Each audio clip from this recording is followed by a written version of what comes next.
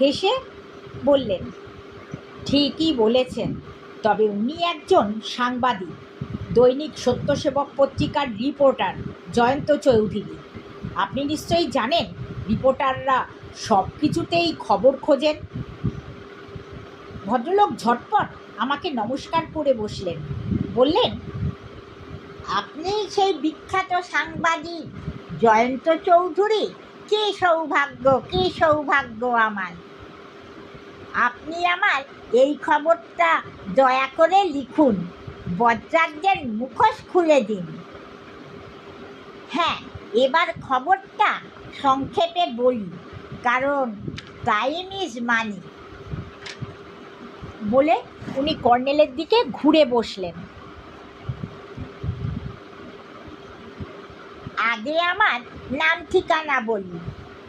আমার নাম প্রাণনাথ রায়, 27/3 নকুল মিস্ত্রি লেনে একটা মেসবাড়িতে একখানা আলাদা ছোট্ট ঘরে থাকি।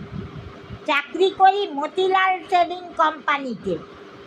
তো কিছুদিন থেকে একটা ভুতুড়ে ঘটনা লক্ষ্য করছি। ধরুন, টেবিলে যে পাঁজিখানা যেখানে রেখে বেরিয়েছিলাম, বাসায় ফিরে দেখি সেখানে ঠিক সেইখানে নেই। কিংবা ধরুন, যে শার্টটা হ্যাঙ্গারে যেভাবে ঝুলিয়ে রেখেছিলাম, ফিরে এসে দেখি সেটা সেইভাবে ঝোলানো নেই। একটা কাঠের ছোট্ট আলমারি আছে, তার তালা তেমনই আটকানো, অথচ ভেতরকার জিনিসপত্র এদিক ওদিক হয়ে আছে।